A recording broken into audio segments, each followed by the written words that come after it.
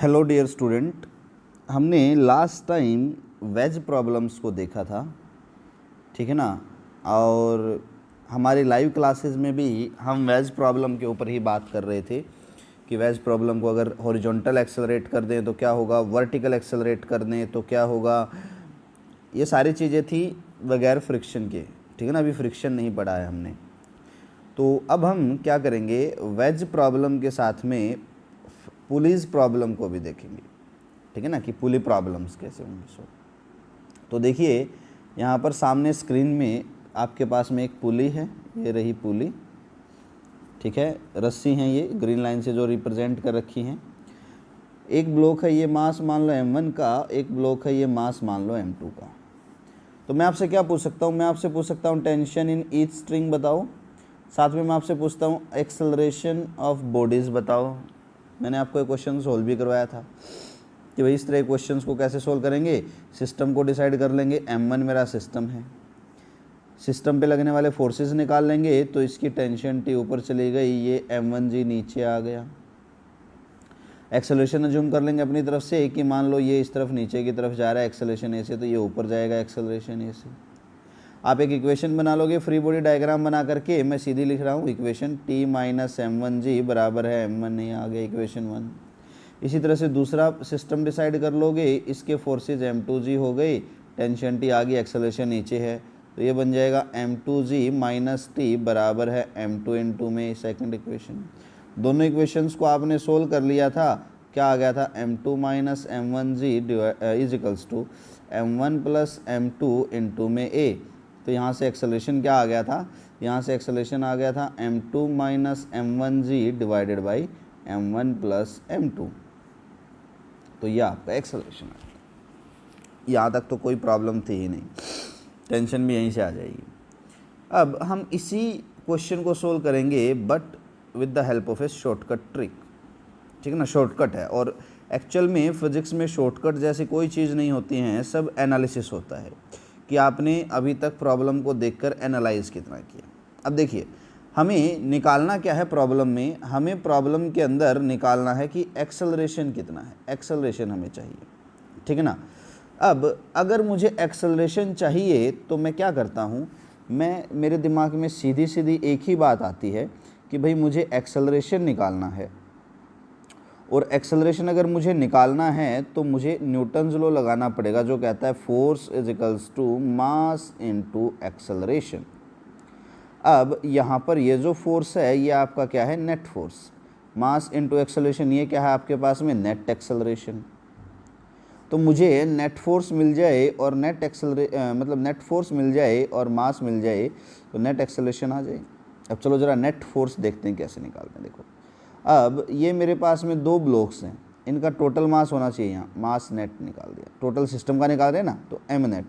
तो देखो सबसे पहले मास नेट कितना हो जाएगा, m1 प्लस m2, ठीक है। नेट मास तो हमारे पास आ ही गया m1 प्लस m2। अब मुझे नेट फोर्स और चाहिए।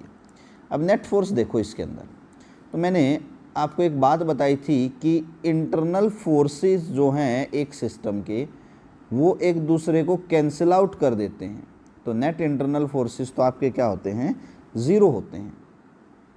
अब यहाँ पर अगर मैं m1 और m2 की बात करूँ तो देखिए मैं एक बार सीधा डायग्राम बना देता हूँ। ये मेरे पास में है m1, ये मेरे पास में है m2, इसका एक फोर्स इधर लग गया m2g, इसका एक फोर्स इधर लग गया m1g, और ये रस्सी है ऊपर से, यहाँ पुली है, तो ये टेंशन T और ये टेंशन T। मैं क्या करता हूँ, इसको बिल्कुल सीधा कर लेता हूँ रस्सी को, तो इसको मैं हॉरिजॉन्टली बना रहा हूँ। m1 इधर हो गया, m2 इधर हो गया, इसको सीधा किया तो m1g इधर चला जाएगा और m2g इस तरफ चला जाएगा, और ये रस्सी बन जाएगी। अब अगर मैं इस रस्सी की बात करूं तो टेंशन T इधर हो गई, टेंशन T इधर हो गई। हमें पता है ये दोनों तो इक्वल एंड अपोजिट हैं, कैंसिल आउट कर देंगी। अब यहाँ पर देखिए नेट फोर्स क्या होगा, अब टेंशन T तो कैंसिल आउट कर गई, ये तो है ही नहीं। अब नेट फोर्स क्या हो जाएगा तुम्हारे पास में, F net comes out to be, m2g इधर है, m1g इधर है। अब अगर मैं इसको एक पूरा सिस्टम मानता हूँ तो क्या बनेगा, देखो ये बन जाएगा m1 प्लस m2, इस पे इस तरफ आ गया m2g और इस तरफ क्या आ जाएगा आपका m1g। तो एक ही ऑब्जेक्ट पे दो फोर्सेस लग रहे हैं, अपोजिट डायरेक्शन में घटा देंगे तो नेट फोर्स क्या आ जाएगा मेरे पास में, मैं डायरेक्शन की बात नहीं कर रहा हूँ, मैं सिर्फ नेट फोर्स निकाल रहा हूँ। एफ नेट क्या आ जाएगा मेरे पास में, m2g minus m1g comes out to be F net बराबर है m2 माइनस m1 इंटू में g, ये आ जाएगा।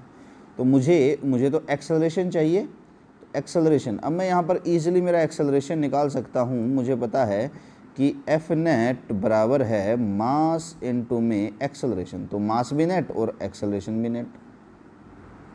तो यहाँ से एक्सेलरेशन नेट मेरा क्या आ जाएगा, F net divided by M net. Okay, F net निकाल दिया, m2 माइनस m1 इंटू में g। मास नेट कितना आ गया, m1 प्लस m2, तो ये मेरे पास में क्या आ गया, एक्सेलरेशन नेट, ये नेट एक्सेलरेशन। और इधर से भी मेरा नेट एक्सेलरेशन ये आया था m2 माइनस m1g अपॉन में m1 plus m2, same shortcut सीधा, कोई कैलकुलेशन नहीं करनी, कुछ नहीं करना। तो ये ट्रिक नहीं है एक्चुअल में, ये एनालिसिस है, ठीक है ना, एक सेकंड अप्रोच है। चलो यहाँ तक तो चीज़ें सारी हमारे समझ में आती है कि पुली प्रॉब्लम्स हैं, ये वैसे हो गई, ये वैसे हो गई, बहुत इजी क्वेश्चंस हैं। पर पुली प्रॉब्लम्स अगर इस तरह की हो तो क्या करें, अब बताओ इस क्वेश्चन को कैसे सोल्व करें। इसमें तो हम इक्वेशन बनाने में ही रह जाएंगे। इस तरह की हो तो इक्वेशन बनाने में रह जाएंगे, इस तरह की हो तो, या इस तरह की हो, प्रॉब्लम किसी भी तरह से आ सकती है। और सबसे खतरनाक अगर इस तरह की हो तो, और इसके आगे मैं इसको ज़रूरी नहीं यहीं ख़त्म कर दूं, आगे और बढ़ाता चला जाऊं, फिर क्या करें। अब इस तरह की प्रॉब्लम्स को अगर हम सोल्व करने लग गए तो इक्वेशन बनाने में ही हमें बहुत ज़्यादा टाइम लग जाएगा, उनका सॉल्यूशन रहेगा अलग से। तो इन प्रॉब्लम्स को सोल्व करने के लिए हम एक दूसरी अप्रोच का यूज़ करते हैं और उसको हम बोलते हैं कंस्ट्रेन इक्वेशन, ठीक है ना। कंस्ट्रेंट का मतलब होता है, अगर किसी को नहीं पता मैं बता देता हूँ, कंस्ट्रेंट का मतलब होता है टाई अप, बंधा हुआ, ठीक है ना। अभी तो आज के लेक्चर में हम सिर्फ यही देखेंगे कि कंस्ट्रेंट होता क्या है, इक्वेशन कैसे बनानी है वो हम लाइव क्लासेस में देखेंगे, ठीक है ना।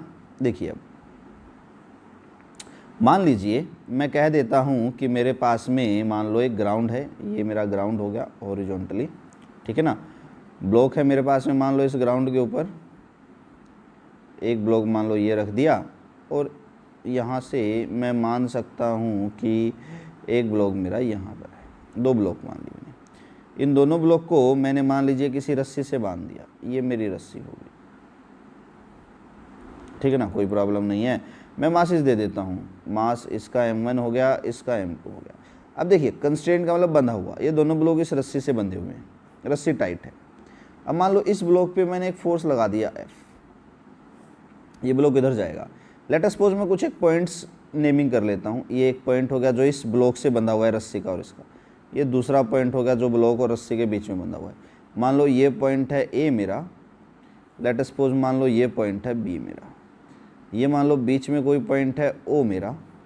अब यहाँ पर बहुत सारे छोटे छोटे पॉइंट्स हैं, बहुत सारे ऐसे, मान लो ये कोई पॉइंट हो जाएगा x1, x2, x3, x4, 5, 6, show and show fourth, बहुत सारे पॉइंट्स हैं। अब मेरा पॉइंट समझ गए मैं क्या कहना चाह रहा हूँ। अब देखिए क्या होगा, अगर मेरी ये रस्सी बहुत ज़्यादा खिंच जाएगी तो टूट जाएगी, अगर ये रस्सी इस तरह से स्लैक कर जाए, लटक जाए, तो m1 मोशन नहीं करेगा। अब दोनों मोशन करने की कंडीशन क्या है कि ये रस्सी मेरी टाइट होनी चाहिए, टाइट होनी चाहिए। तो ये ब्लॉक है, ये ब्लॉक तो है ही रिजिड। अब मैं जरा इस ब्लॉक को देख लेता हूँ एक बार, इस ब्लॉक पे भी काफ़ी सारे पॉइंट्स हैं, ये रहे, और ये लास्ट पॉइंट है यहाँ पर। अब देखो अगर इस पॉइंट पर मान लो फोर्स F लग रहा है और मान लो इस पॉइंट का एक्सेलरेशन A है इस डायरेक्शन में, तो ये पॉइंट तो टाइटली पैक है, मोशन तो कर ही नहीं रही, तो इसका भी एक्सेलरेशन ये होगा, इस पॉइंट का भी ये होगा, इसका भी ये होगा, इसका भी ये होगा, और ये जो मेरा B पॉइंट है, ये जो मेरा B पॉइंट है, इस B पॉइंट का एक्सेलरेशन भी क्या होगा, A होगा। अब अगर मेरा B पॉइंट का एक्सेलरेशन A है तो B के साथ तो ये पॉइंट अटैच है, तो इसका भी एक्सेलरेशन क्या होगा, A, इसका भी एक्सेलरेशन क्या होगा, A, इसका भी एक्सेलरेशन क्या होगा, A, इसका एक्सेलरेशन भी क्या होगा, A, O पॉइंट का एक्सेलरेशन भी मेरा इस डायरेक्शन में क्या हो जाएगा, A। सिमिलरली x4 का एक्सेलरेशन A, 3 का एक्सेलरेशन A, x1 का भी एक्सेलरेशन क्या होगा, A। अगर x1 का एक्सेलरेशन जो है मेरा वो इस डायरेक्शन में ए है, तो पॉइंट ए का एक्सेलरेशन भी क्या होगा, सेम डायरेक्शन में ए, क्योंकि ये दोनों तो बंधे हुए हैं, कंस्ट्रेंड हैं। अब अगर पॉइंट ए का एक्सेलरेशन ए है तो मान लो इस ब्लॉक के अंदर भी काफ़ी सारे पॉइंट्स हैं, मान लो ये कोई पॉइंट्स हैं, तो मेरे इस ब्लॉक के इस पॉइंट का, लास्ट वाले पॉइंट का जो एक्सेलरेशन है एल मान लेता हूँ, इसका एक्सेलरेशन भी क्या होगा, ए होगा। क्यों होगा, क्योंकि ये सारे जो पॉइंट्स हैं आपस में क्या हुए पड़े हैं, कंस्ट्रेन हुए पड़े हैं, बंधे हुए हैं। तो इस अप्रोच को हम बोलते हैं बेटा कंस्ट्रेन इक्वेशन। अब बात ये आती है कि इस पुली प्रॉब्लम पे इस कंस्ट्रेन इक्वेशन को लगाएंगे कैसे, बनाएंगे कैसे। तो कंस्ट्रेन इक्वेशन जो है बनाने हम सीखेंगे हमारे लाइव लेक्चर में। आज के लिए सिर्फ इतना ही। Thank you, have a great day ahead.